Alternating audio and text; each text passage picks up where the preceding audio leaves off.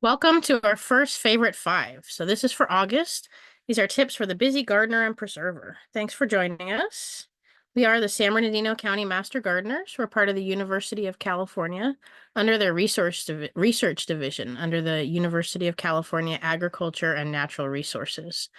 So we share that research that gets done by the university and other universities with the public by doing presentations, demonstrations, working with community gardens, working with school gardens, and just generally helping get food gardens out there, sustainable landscapes out there, and just helping people enjoy life through gardening. We're really enthusiastic plant people, and we love to talk to people about plants. We'll have a training class coming up this fall.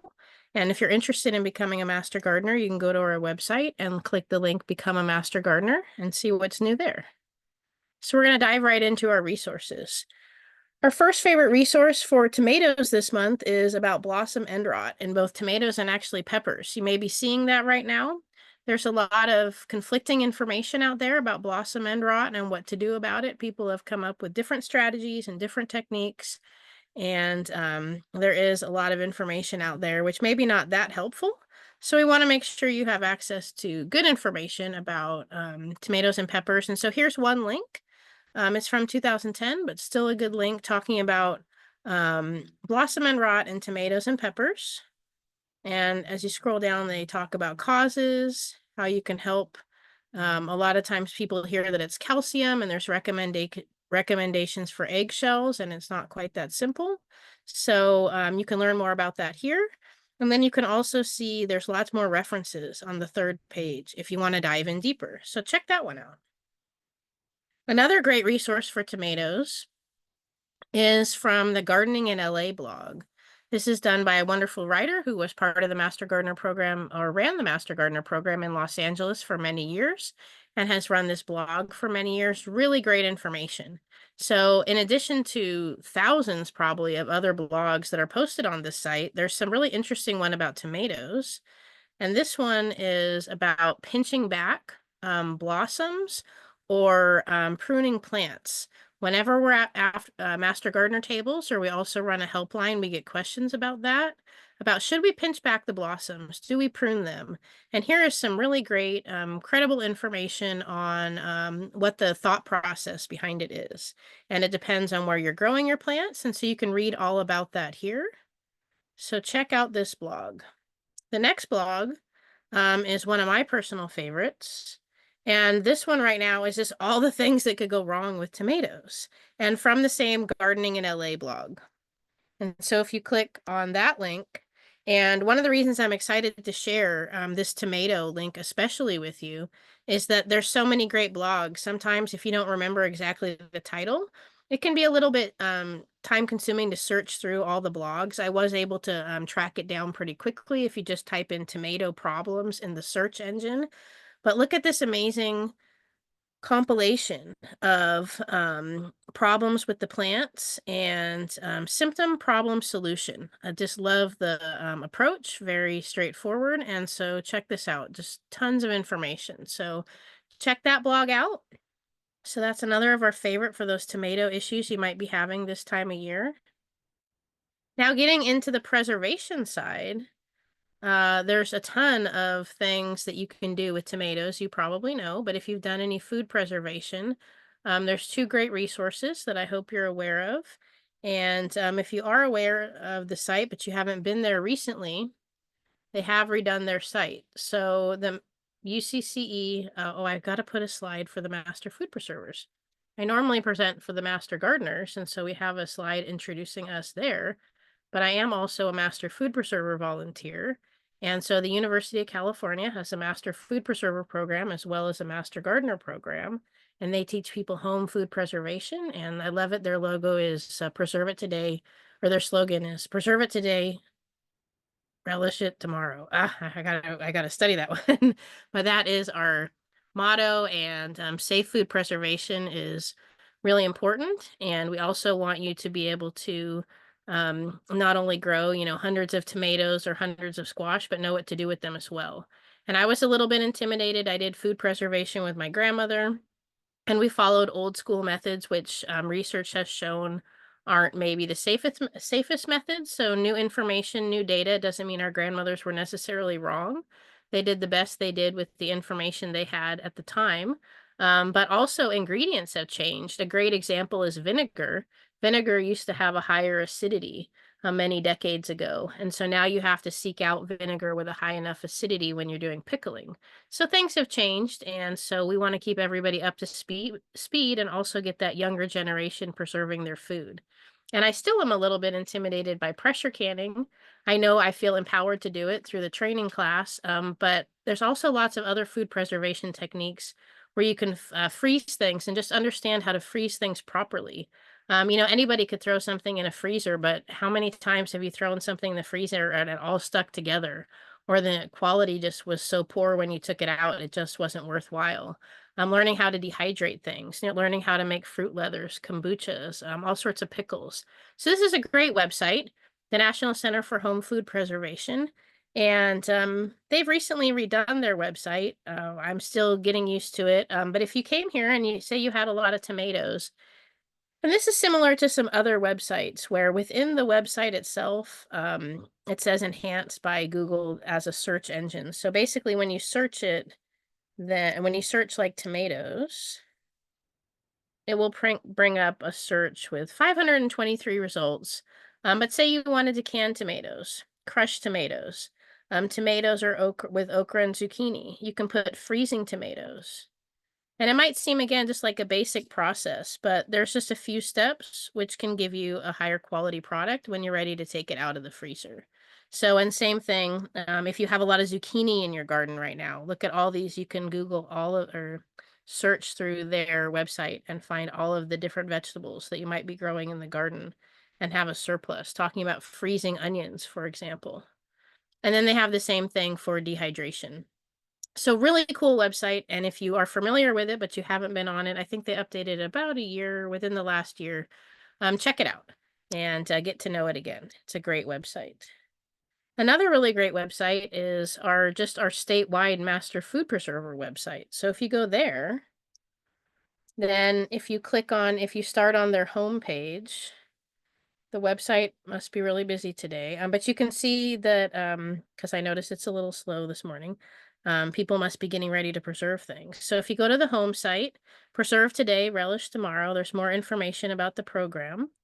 And then if you click on resources and you go to recipes, I love that they have one. So you can go to the recipe card library here in the middle.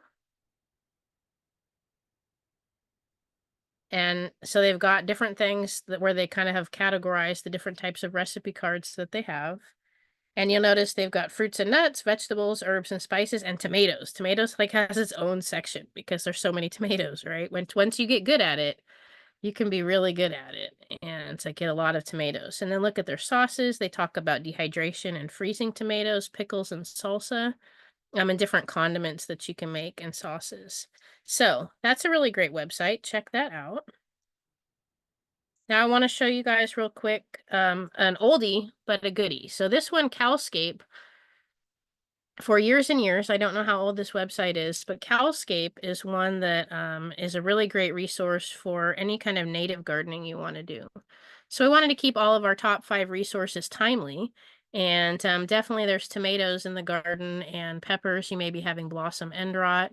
And so it may seem a little early to start the conversation around native plants because usually you plant your native plants in October, November, through the early spring to let them establish before the following summer.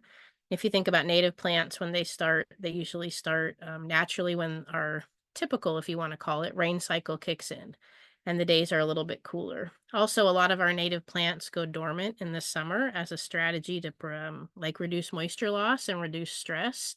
And because of that, they can be so hard to establish in the summer because you're walking this fine line between not overwatering because the plant is trying to go dormant, but also trying to get it to establish root growth so that it doesn't die off. But this is a time to start thinking about your native plants. So I want to share with you guys the Cowscape. So Cowscape has a new version. It's a beautiful website. Here is the website here. And they have done a lot to put together kind of a different approach. So the other website is called the Legacy page. I mean, it's still Calscape. It's not really the other website. But it is the Legacy page you may be familiar with is this page. And so I'll show you that real quick. Oops, hold on. Oh no. Here is the Legacy page. So if you've used Calscape over the last, I've been using it for at least 7 years, and it pretty much looked like this, at least for the last many years. And so you could, one of the things I loved about it is that you could just type in your zip code and you could find plants that were native to your area. And then you can also find out characteristics. You can search things like, what's a butterfly host? Oh, I really need some hedges, but I want a native hedge. And so, for example, where our office is, let's see what's native to where that is. Downtown San Bernardino. So there's 820 plants native to the area. And so, like, for example, if you look at the butterfly hosts, then there are many, 526 that are likely likely and confirmed hosts. And then say if say you wanted to plant a big saltbush.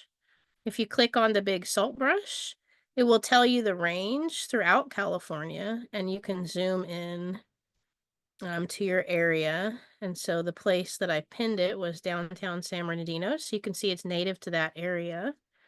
You can scroll down. I love that it talks about wildlife supported. It shows butterflies and moths hosted, talks about the sun and the moisture, how easy they are to care, and some different characteristics along with the description. So this is a great website if you want to plant native plants. And what Calscape has done is they have taken this website and shushed it up and made it a lot more, I think, user-friendly.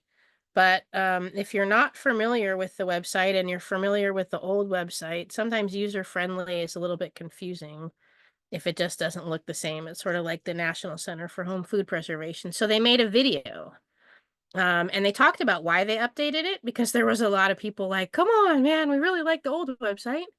And they talked about why they updated it, and they give you kind of a roadmap on how to use it.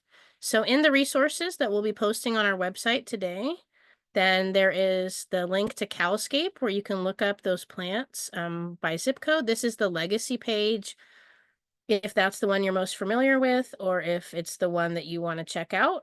Or you can check out their new page, and I encourage you to get used to it and get to know it. I think it's going to be a wonderful page, a great tool in native gardening.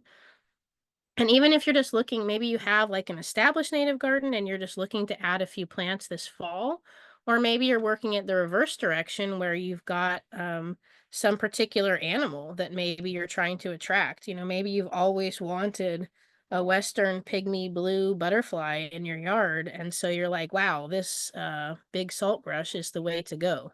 So this is such a great tool. And take the time to watch the YouTube video and get to know also the new version. They talk about caring for your garden. They talk about planting the garden. It's really well laid out. And I think for people who haven't used the old page, this page is really straightforward. You might not even need the YouTube. But then you'll also have the link in the resources we share. You'll have the link. And I just did a search on the internet. I put in Calscape how to use the new website. And it comes to the California Native Plant Society. They're the ones who host it. And they have Native Plant Gardening 101, introducing a new Calscape. So if you want to just use the search engine to look for it that way, just know that that video is out there and it's a great video. So those are our resources for today. I forgot to add a slide for our helpline, because the other great resource we have for you is our helpline. We have an email or a phone number that you can call. You can ask us gardening questions. You can also join us the second Sunday of each month online to ask questions. And here is our contact information that can also be found on our website. So thanks, and stay tuned for our favorite 5 in September, and we'll see you next time. Happy gardening and happy preserving.